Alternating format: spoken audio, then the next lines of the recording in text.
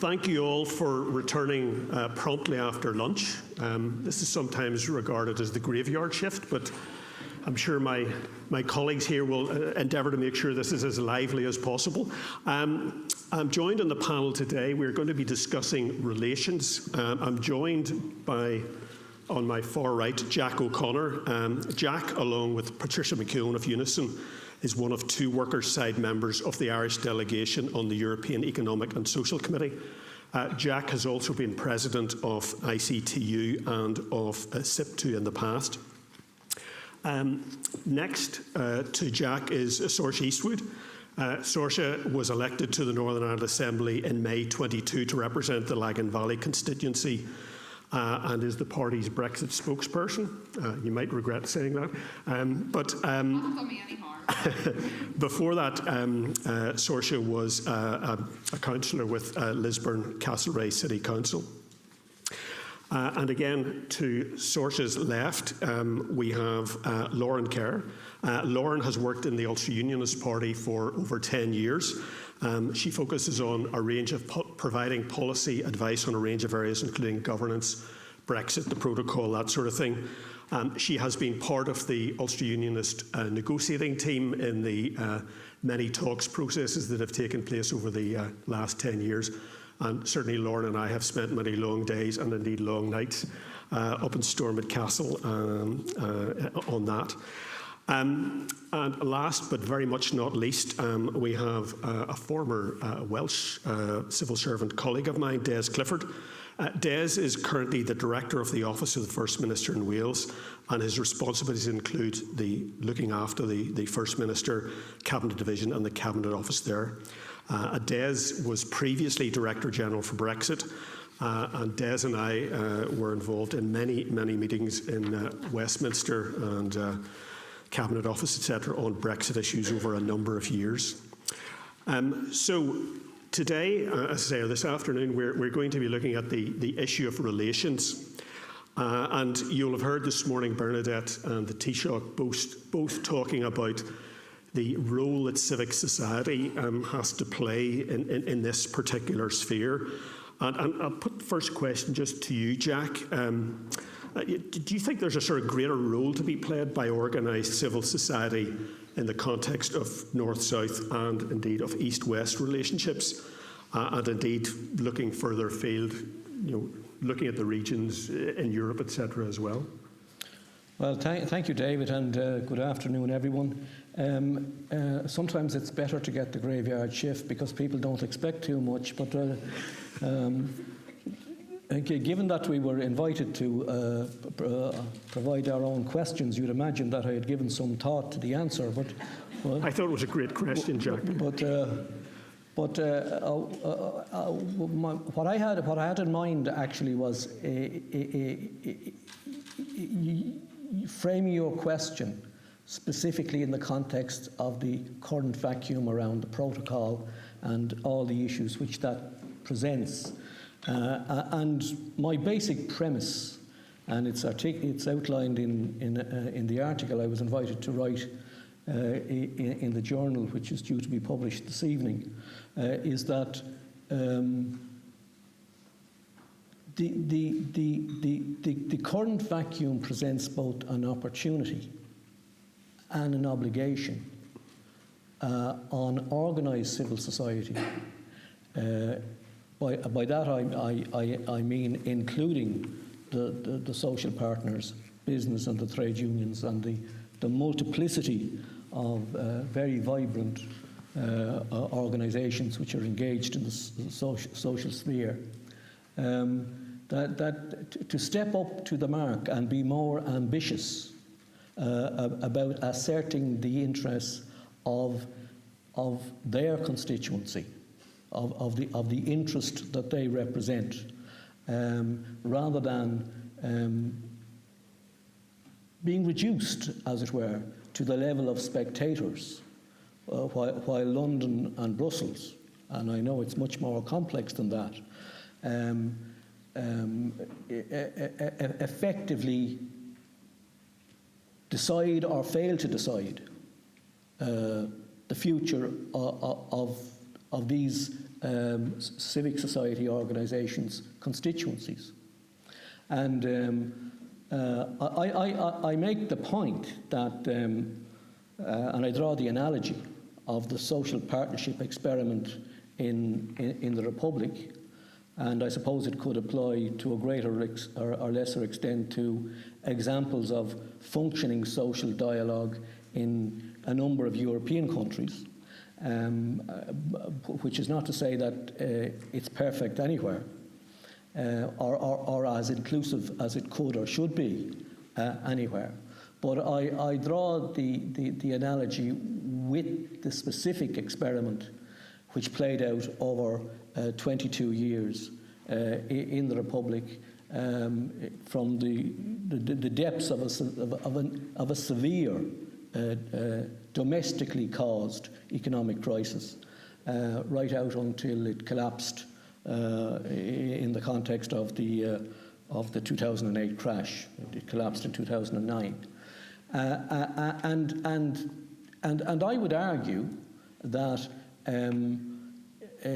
especially in the unique situation which applies in Northern Ireland, and not just because of the protocol, which is a product of the unique situation, but given the fact that the Assembly isn't sitting at the moment, and over the, it's not a criticism, by the way, because it can be misunderstood, but since its inception, the Assembly has only sat 2/3 of the time that it could and should have sat, and I would argue that because of these unique conditions, there is an obligation across the spectrum on civil society to insist as the representatives of thousands, hundreds of thousands of people, that look, we have to be in the room, and when we're in the room, or in order to get into the room, we have to have something to say, and we have to be able to offer solutions, and we have to be able to try to deal with the ships passing in the night phenomenon around some of the proposals which have emanated from one or other side. The example was drawn this morning in relation to the green lanes and the red lanes and so on and so forth. And I use the words opportunity and obligation advisedly, because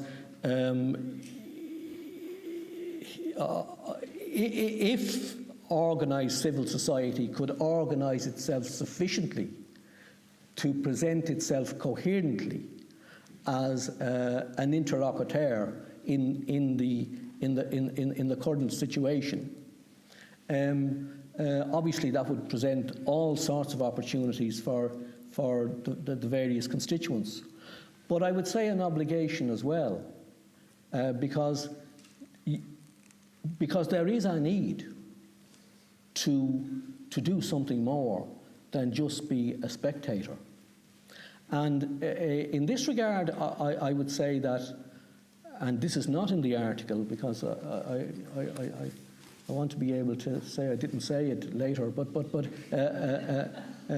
in the context of the nature of politics, it's everywhere democratic politics, and my colleagues here on the panel know all about it, is extremely competitive, both across the spectrum and within one's own constituency. I don't mean the geographic constituency, I mean the political constituency. And because of the way politics is conducted, especially today, when there is an increasing reliance on crypto messaging and the role of the soundbite, people take positions very quickly, and I don't want that to be misunderstood with the word posturing. I'm not accusing people of posturing, but because of the very nature of politics, positions are taken. And there's a dynamic, a dramatic dynamic which unfolds. And then, to some extent, without referring to anyone in particular, people can get out on ledges. And in the reality of politics, it's very hard to get back. Very hard to get back. And to some extent, I would say that one of the roles that organised civil society has to consider playing and has to accept that it has an obligation to play is to provide some cover. Yeah. To create the context within which solutions can be found by honing the edges a bit. And basically I would say, and again I'm very careful of what I say nowadays since I'm not, you know, I'm not the representative of any trade union or not a leader of a trade union. It's always very easy to say things when you're not in that role. But I don't want to be misunderstood when I say this. But I would say that viewed in retrospect, the civil society and the actors in civil society, including the trade unions, could well be accused of a poverty of ambition in this situation.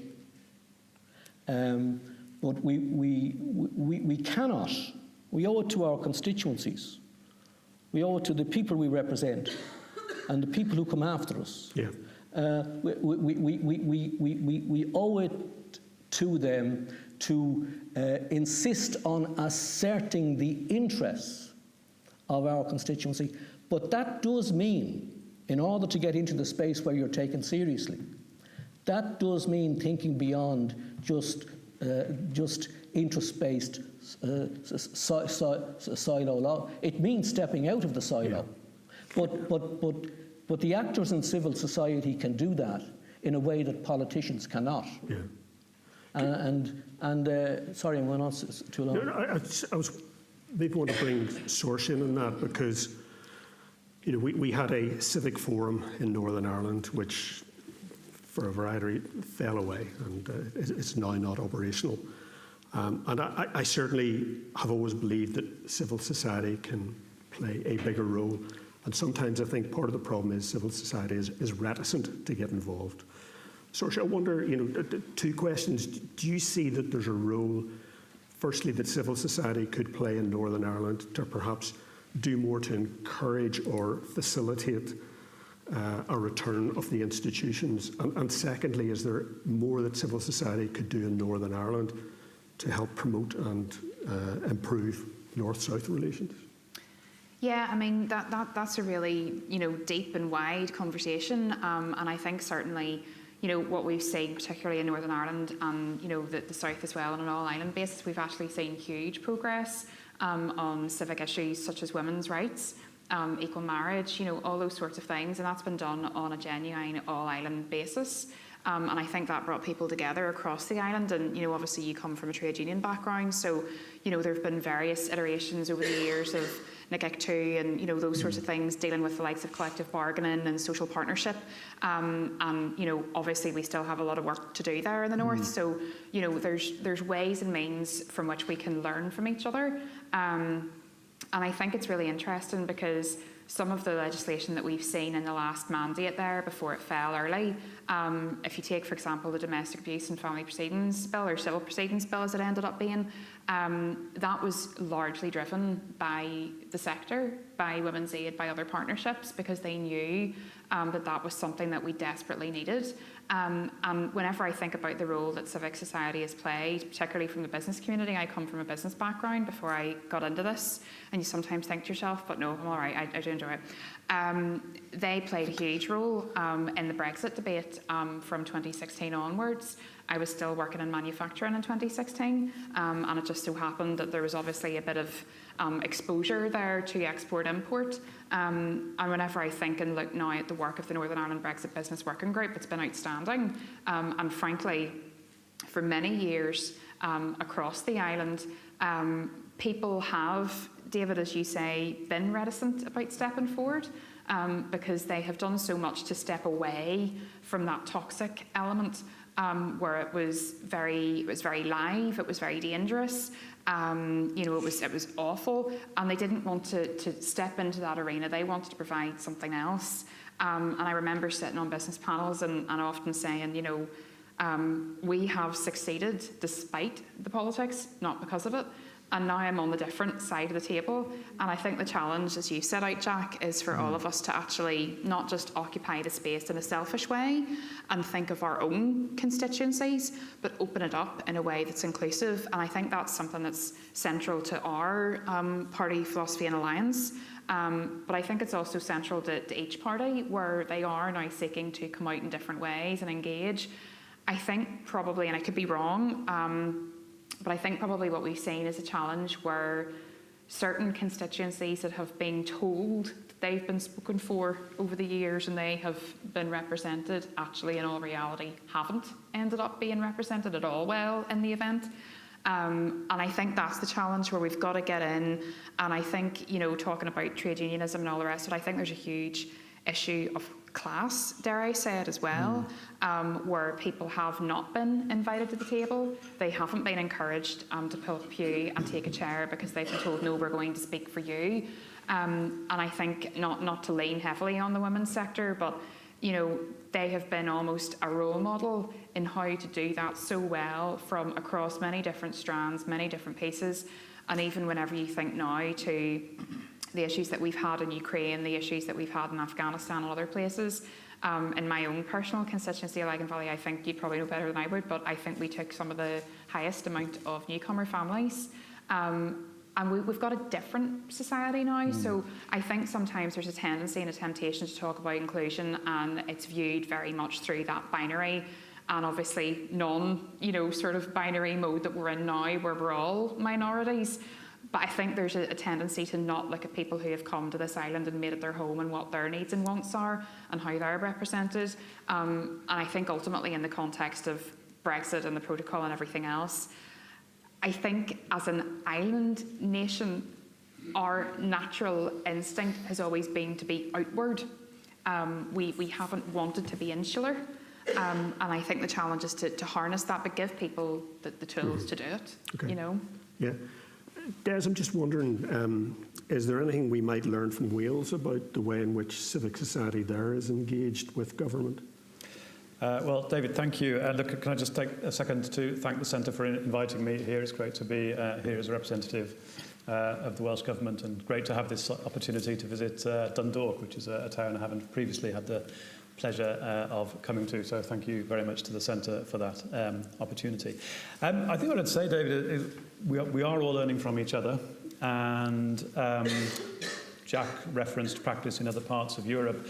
As a matter of fact, the Welsh Government is moving in a direction which is markedly different from the UK Government, in the sense that we have legislation currently on the books which will become law, we think, next year, which will create a social partnership by statute.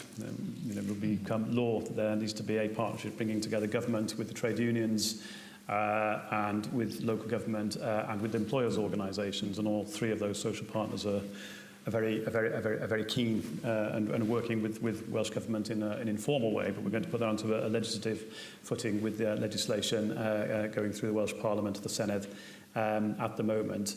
And it's a reflection of the political perspective of Mark Drakeford, who's very much been a lifelong trade union supporter. But look, I think it's also just a reflection of the reality. We cannot deal with the range of programmes, the range of problems that colleagues are talking about, Saoirse's talking about just now, that colleagues have been talking about today, the cost of living, border issues, trade difficulties, the problems of refugees, the problems of minorities, of women, of different parts of society and combating poverty and addressing the really deeply entrenched social issues, which are going to get worse in the period ahead, inevitably, because of the circumstances, the catastrophic circumstances unfolding around us. Government can't do that in isolation. It needs a mobilisation across the whole of society, and kind of our belief is that creating a social partnership model along the lines that we've been talking about gives us the best possibility of doing that. I don't know that it's an idea that's invented in Wales. There's countries in Europe that have been doing this successfully for many, many years.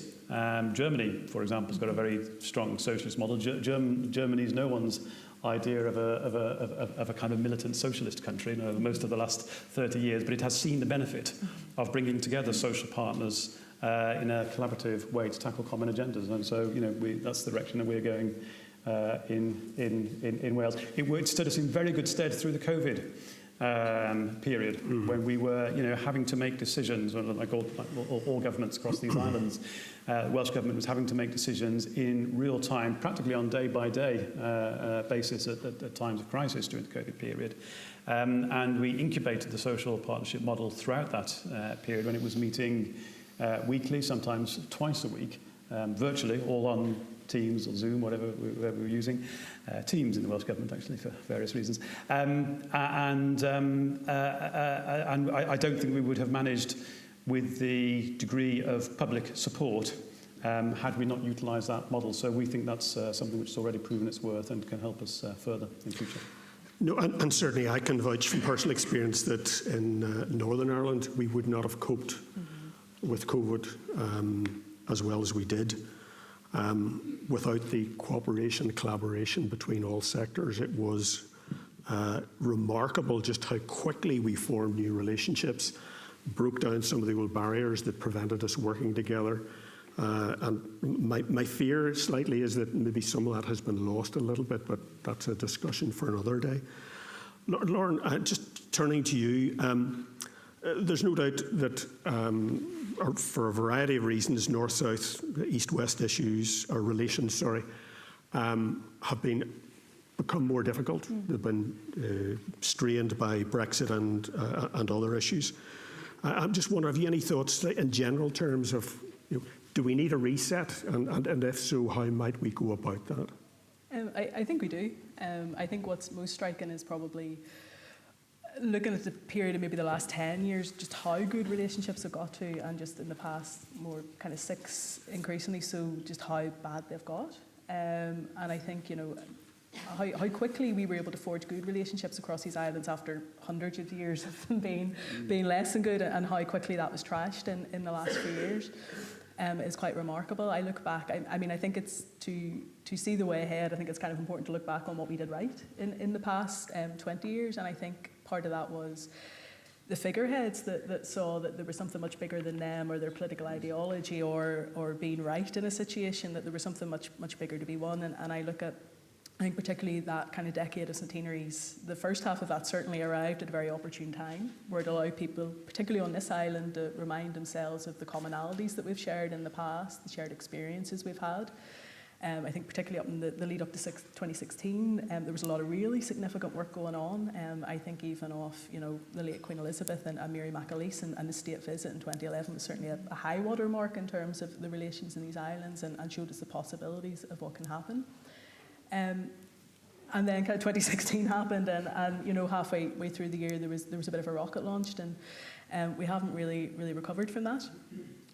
I wonder how much of that is, obviously there's a lot of that has been created by the situation of Brexit, and that very quickly the focus shifted from us being neighbours and working on relationships as neighbours, and we found ourselves again politically at cross purposes and with seeking different outcomes, which has made things difficult. We've also lost a lot of those people who were figureheads at that time. You look back over people who we have lost in terms of John Hume, David Trimble, but even in terms of people like Mary McAleese, like Queen Elizabeth, like, for better or worse, David Cameron, who was a Prime Minister who was able to put Northern Ireland at the heart of the Union without being antagonistic about it. People like Bertie Ahern and Enda Kenny, all of these people have moved on, and I'm just not sure that those who've came in their place really understand the importance of leading on these issues and of leading by example on those issues. I also think that there's a bit of complacency in Northern Ireland certainly, but maybe right across these islands, in terms of the importance of relations. And I see that most starkly in the protocol negotiations. I mean, how many times have we heard this year that the landing zone is there, that we all know what the outcomes are, if only someone could just give in. And that to me is all down to relations. And I do hope that, I'll be cautiously optimistic that hopefully by the end of this year we can see improvements on that. But, I think sometimes as well we tend to think, I know this is, the Centre for Cross-Border Studies, but, this is about these islands as a whole, and the relationships and the access has to be these islands because, geographically we depend on each other. Our history is intertwined, and our futures will be intertwined as well. So, yeah, I no easy answers.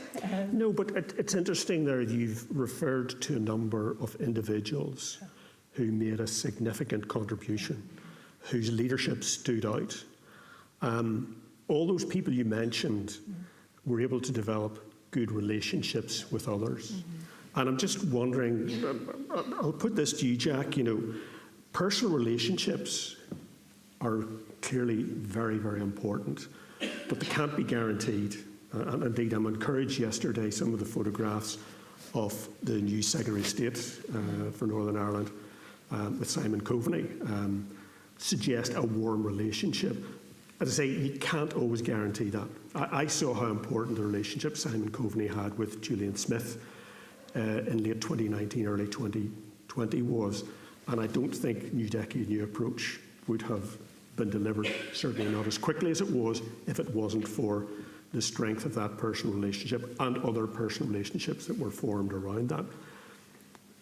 Is there anything that can be done to sort of encourage and promote the development of good personal relationships, just based on your own experience? Well, I think that what can be done is there is a requirement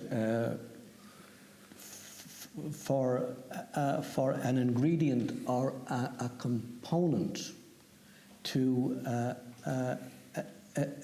assert the reality of where we are.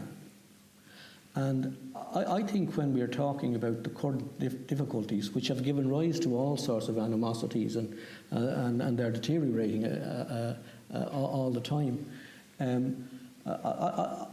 I think it's important to stop for a second and maybe just look at the glass half full, because if it were not for the fact that the withdrawal agreement and the other components of the compendium are about the dismantlement of a relationship which had been in place for nearly 50 years. If it were not for that, if the UK was never a member of the EU, and if that negotiation had been about a trade agreement between neighbours, liberal democracies. Incidentally, one of the things that struck me as quite frightening recently when I realised it was how few people in the world live in liberal democracies, and how we take it for granted. But if this negotiation had been about concluding a new trade and cooperation agreement and other agreements around it, there's a lot to be said. There's a lot to work with there. I mean, it is a no tariffs, no quota trade agreement between the third and the sixth biggest economies in the world, between neighbours. When you fly across the Channel on a bright day, and you see just how close it is, Blink and you miss it. You blink and you miss it. If it was just about that, people would say that this is a considerable accomplishment, and it provides a considerable basis for building. It's not viewed through that prism, of course, for the reasons that we all know. And I would say when I say the necessity for an ingredient or a component to assert that reality, and then to focus in on the protocol, which is potentially extraordinarily unique as well, in that it provides Northern Ireland with the opportunity to have the best of both worlds. And I think that ingredient, if people were up for the challenge, could be organised civil society. And I think that if key players in organised civil society were to step up and assert the interests of the constituency they represent and say enough is enough, and try to create a dynamic to offer solutions. I chaired a meeting the other day, Tuesday, in the EU-UK follow-up committee between we were joined by a senior civil servant in Vice President Šefčovič's cabinet, and Lord Jay of Ewelmere, who has chaired the House of Commons subcommittee of the Committee on European Affairs that produced the recent report on the protocol, which incidentally, in case I forget to say it, I think is an excellent document, and I would encourage everyone to read it. I thought I understood it until I read it, and I have to be frank about it, I thought I understood the position of the people who are complaining so much about it, and I wasn't giving the position due credit until I read the report. But I chaired a discussion between these two eminent people, and it's clear to see that there is the potential to reach an agreement. But it's also clear to see the political impediments to reaching the agreement. And there is a need for people to get together as business people, not as unionists or Republicans, as trade unionists, not as unionists or Republicans, as the representatives of the broad array of civil society, and create a forum. I take your point about the civic forum, and there are all sorts of political reasons which we're not going to go into here over that. But one of the things that happens to institutions of that nature, without all the politics and the malfeasance and all the rest of it, is that they die by reason of the absence of a tangible agenda. Mm-hmm. And here is a tangible agenda, because as this ship is sailing in the night, there are decisions being made in boardrooms across the world about where to deploy mobile capital. And it is possible to make a wonderful case for investment in the northeast of the island of Ireland, a unique case that can't be made anywhere else, mm-hmm. An extraordinary case, right? And it was very interesting to hear. I think the gentleman Sam Lowe, wasn't it the man who spoke earlier? Yeah, Sam. Yeah, it was very interesting. You said lots of interesting things, but one of the things you said was that, in relation to the grace periods, that Europe knows they're going to go on forever. I presume the UK knows they're going to go on forever. But that's no good to the chief executive of an international mobile fund, whose job and whose bonus and everything else depends on satisfying the endlessly avaricious aspirations of of his investors or her investors. It's no use saying that everybody knows it's going to go on forever, because if it doesn't, he's not going to be able to tell his investors that when the thing goes bad. So Hence the need to get people together. Hence the need to end the nonsense. Yeah. Hence the need to provide politicians with a degree of political cover to enable them to step back off the ledges that the dynamic has got them out on. Yes. Right? And I think that civil society, with a bit of resources, there would have to be some funding, and with a predisposition to step out of silos, can be that ingredient.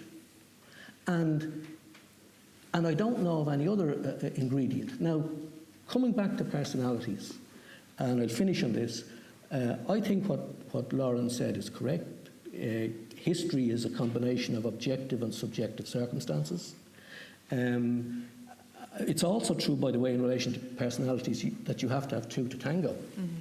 You can have, to draw the analogy of sport, how many great goalkeepers or forwards never got any recognition because the other people on the team were useless or couldn't win them, right?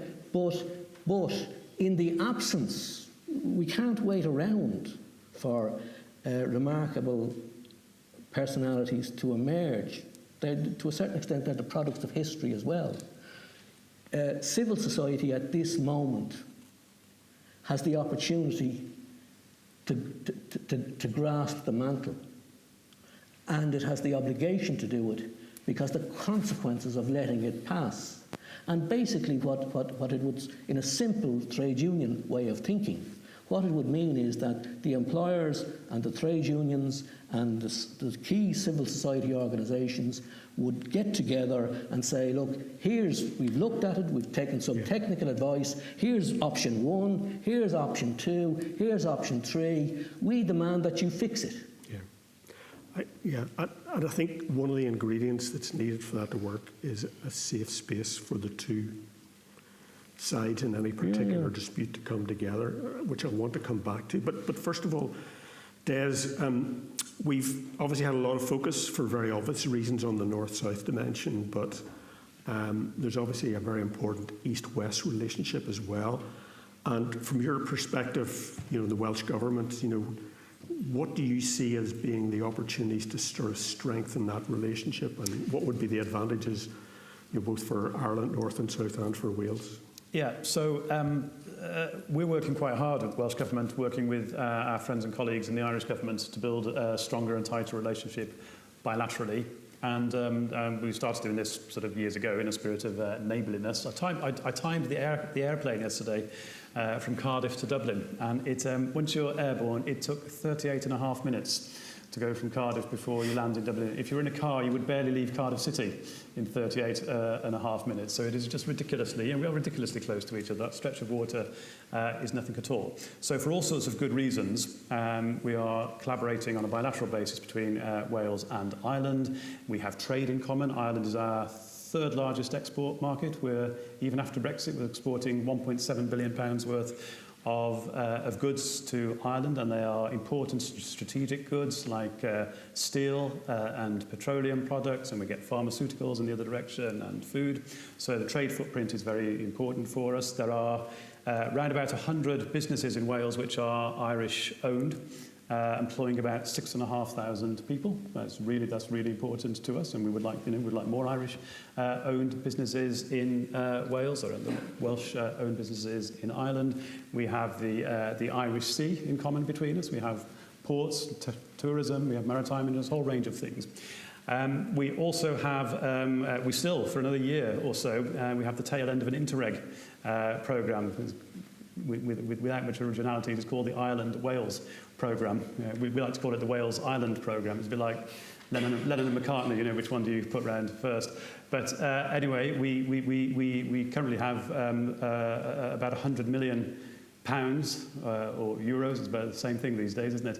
About 100 million of some currency units that we're spending on Ireland, Wales cooperation paid for. It's probably dropped by 15 points since this meeting began. And that money we're still managing until the end of next year, when we have to reconcile the accounts with the European Union. One of the things we need to talk about in a more serious way with our Irish colleagues is whether that funding can be replaced on a bilateral basis between the two governments, making a commitment to replace the funding that we've relied on through European sources up until now. So there's, and actually the fact that that Wales now finds itself outside of the European Union just means we have to work harder to maintain the relationships. The fact that Britain has left the fact that the UK has left the European Union doesn't change the fundamentals of geography and political geography. You know, Wales is still a European country. It is always going to be a European country.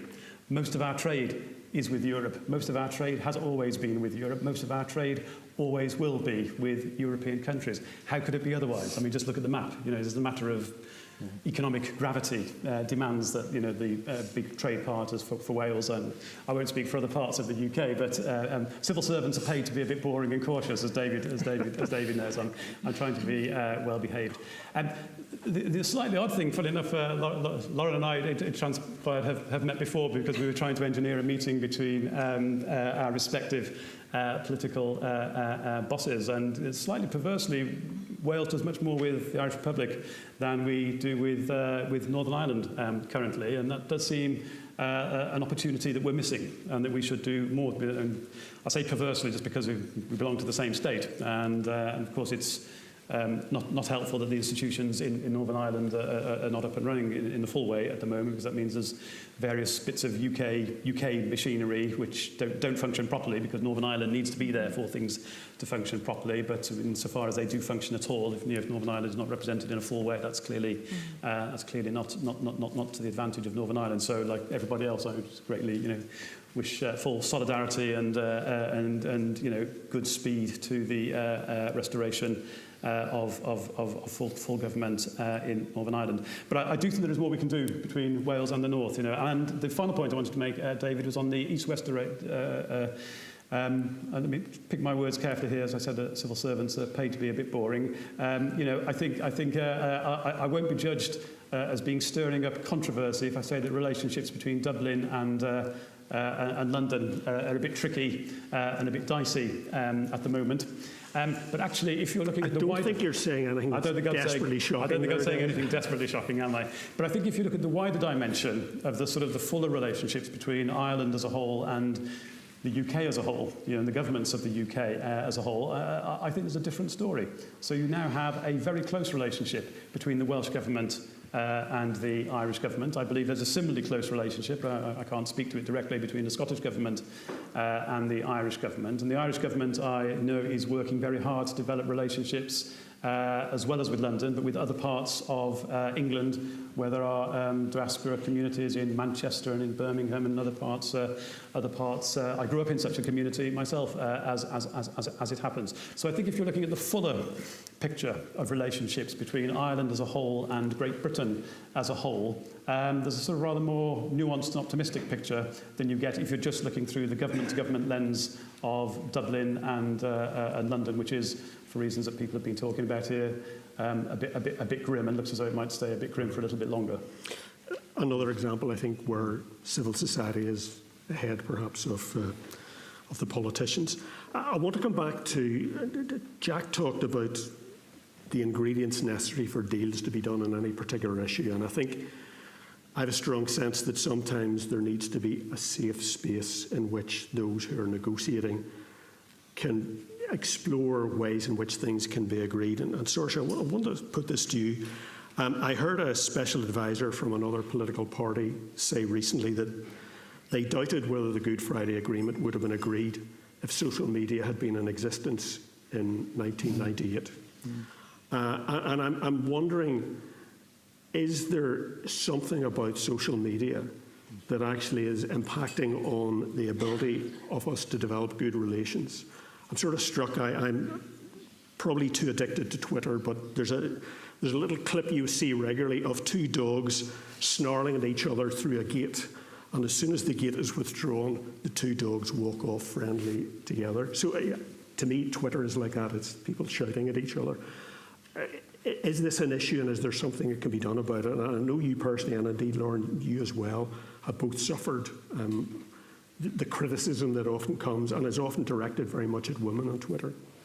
Yeah, I mean, I guess, do I think the Good Friday Agreement would have been possible in 1998 with Twitter? Probably not. I can't imagine what an utter debacle would have been because, as you know, David, some of the talks processes over the years, there's been problems enough with papers and all the rest of it. So, I do think there's probably a piece to be said about almost like that fourth wall where, I haven't been in the chamber that much because I can't do my job at the minute because of the DP boycott, but I'm just going to name that and say it so we all know what that is. But I do think, we leave the chamber and we all get on really well. And there are people in the DP who I could literally pick up my phone to now and ring them and they would help me no bothers. And one of the things I wanted to do as a new MLA was to say, I don't want the public out there, and I think this is maybe touching on what you're sort of saying, I don't want the public out there to think that if we disagree in this chamber about a point of policy or a very technical dry point about MRPQ or something like that, that we're going to go out this chamber and not talk to each other. People aren't stupid, they're sophisticated, they're thinkers, but I do think for some people they do take their cues from a lot of that set piece drama, as it were. And, I think the electorate now, they're a lot younger, they're a lot more switched on, they're a lot more savvy. I meet young people all the time, and almost the biggest thing that they're interested in, apart from cost living at the minute, and I'm really surprised that we haven't touched on ISEM yet, but climate, all those huge, major, big issues that are staring us in the face. And I think in Wales, you've got Future Generations Bill and stuff like that. And if I get a chance, I'd love to do something like that myself. But I think there's almost this bubble that people operate in, the Westminster bubble, the wee tiny Stormont bubble, and it's all a pantomime and it's all a drama. And I think the challenge is for us to show that we actually do get on and we do respect each other. Sometimes people do overstep the mark and say things that are wrong, but I think the challenge is that this world that we live in now, it's so fast, you can't put something as nuanced and as technical as these negotiations into a soundbite. It's just not possible. So the bits that we do end up using are the bits that are driven by algorithms or the bits that are driven by anger. There's an entire book written on it called Angrynomics, about how this creates content and monetization ultimately of all of us. And I think there's something in it where you look at not just politics in the UK and Ireland, but America, and you referenced the point about how many places are not liberal democracies, and that's scary, that's really terrifying. I was at an event yesterday about financial education of children in primary and post-primary, and by the time a child leaves P7 in Northern Ireland, they're meant to be fully au fait and aware of financial terminology, and they talked about advertising and about money and about how it's used, and I just thought about that red bus, and I thought, jeepers, I don't even know if half the adults are actually aware of how they've been taken in by this. And that's not to be condescending, that's to be factual, and to say people did vote and support an outcome because it was presented in a very neatly packaged, almost base way in some aspects. And it's very difficult to get that kind of bottom level up. And the people I know and the people I work with and the people I work for every day in communities, they're up there. They're up there. So why is the political discourse down here? And that's the question. And I think a lot of it is driven by social media. I think a lot of it is driven by tech. But I think we need to get to a place where the conversations that are being had and that level of respect that you have between people, because they've known each other or they've forged in fire, frankly, through the decades where we had the conflict. It's almost in a way, how do we get people now to come to a place where it doesn't have to be a performative thing. It doesn't have to be that big set piece. And I think ultimately, there's something unsaid where, you know, I'm just going to say it, like Brexit, Lauren has said it as well, Brexit is one of those things that it's been a phenomenon and it's been replicated. And I mean, even some of the results in Europe, you know, Italy, I'm thinking of there, and, you know, Hungary, this is not a thing that's isolated within and between these islands. It's out there and it's real. Yeah, I think I was sort of struck this morning, I think Bernadette commented on it, that quite often now we're seeing that in countries where people are facing real difficulties, they're turning to the right wing rather than the left wing, and I think it's worth a day in itself. I'm conscious of time here. Just to finish on that point though, because we've talked a lot about FDI and we've talked a lot about big corporations and stuff like that, but ESF and the Shared Prosperity Fund and Levelling Up Fund, it's not going to be able to replace it. I'm sorry. You know, we can try, certainly, but let's just get that absolutely straight. That's damaging. It's damaging to our communities, it's damaging to us, and it is a barrier. But I think ultimately we need to move away from being constantly reliant on the FDI model. Definitely a place for it. I have Coca-Cola in my constituency, but community wealth building, looking at a more equal distribution of wealth, because ultimately if we don't do that, then we won't have people for the workforce for the future. Okay. Laura, I just want to bring you in. It's sometimes suggested that, you know, unionists find it more difficult to sort of operate in the north-south space, and I'm just wondering, could you offer us any view on the role unionism might play in terms of just resetting the north-south relationship? Yeah, I think unionism needs to get better at telling its own story and telling its own story confidently. I think the narrative of unionism has been one of anger and kind of walking out. You know, that's the unionist walkout is the joke. I mean, Doug Beattie has a mantra of more engagement, not less, kind of to try and readdress that, and that's how Des and I have crossed each other's paths. You know, and that's why I think, you know, an opportunity like this to speak here today is one to be jumped at by a unionist. You know, Jack kind of laid it out there earlier where he hadn't totally grasped, you know, what unionism's complaint was about the protocol until he read the report.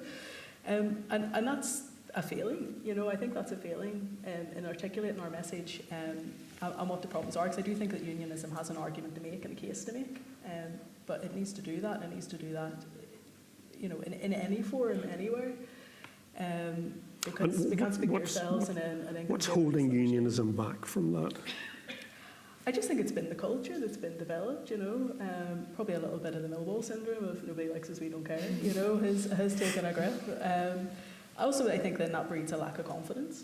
You know, I think also there's a narrative of, you know, nationalism or republicanism has cornered the market and the kind of global market of ideas, and therefore unionism kind of stays at home. I think that's something to be challenged. You know, I think, you know, we need to get better at going out there and debating with people, and having confidence in our ideas and our message. Okay. I'm conscious we've 3 minutes late, and Anthony said I wouldn't get my dinner tonight if we overran. So I think it's probably just only right and proper that it offer an opportunity for the audience to ask any questions. And while you're thinking about that, Des mentioned flying across. I remember once getting a flight from Belfast to Blackpool, and the flight stopped in the Isle of Man, and the good thing was it took you about 12 minutes to get to the Isle of Man, but they gave you a gin and tonic on the way up. You landed in the Isle of Man, people got on, people got off, you took off again, they gave you another gin and tonic in the way, the sort of 15 minutes that was left. So, look, any further questions from there? If not, can I just allow each panel member a quick response? You might have hit the nail on the head there, David, with the gin and tonic.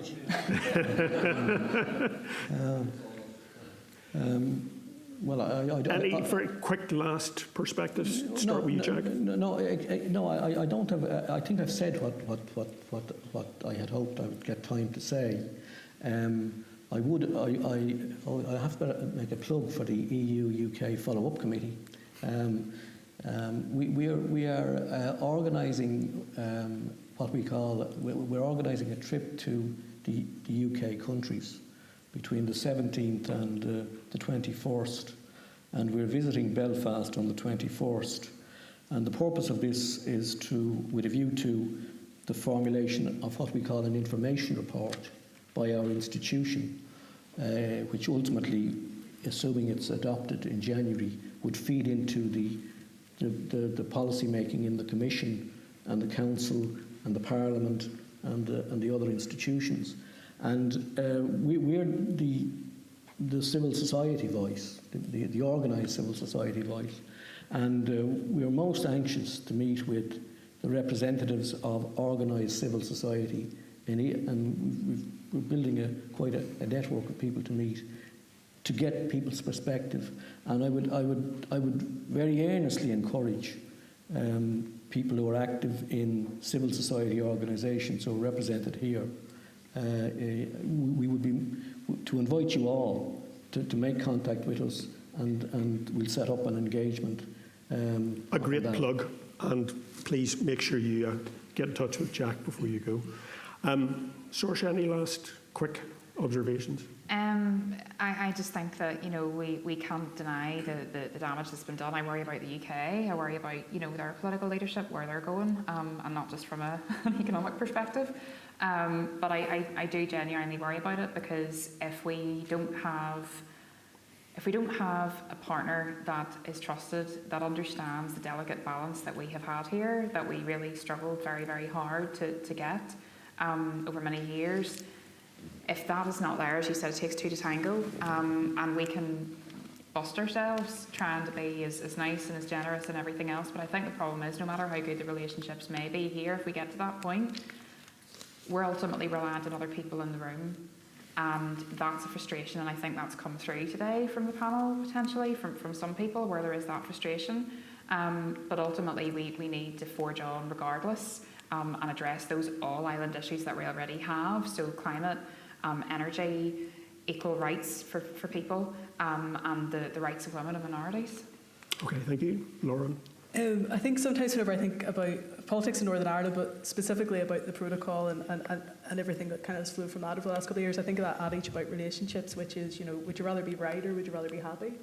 And I think in you know, across the UK and the EU, we've had too many people who have wanted to be right over the last couple of years. So I think there should be a little bit more focus on making sure that we're all happy.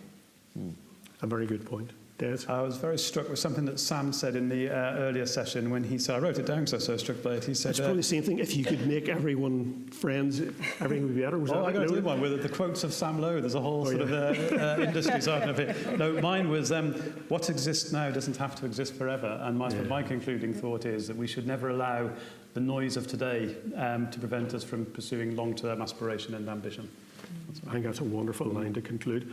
Look, I just want to, on behalf of all of you, thank this panel for their openness, for their candour, and for providing a very interesting post-lunch session. So thank you all.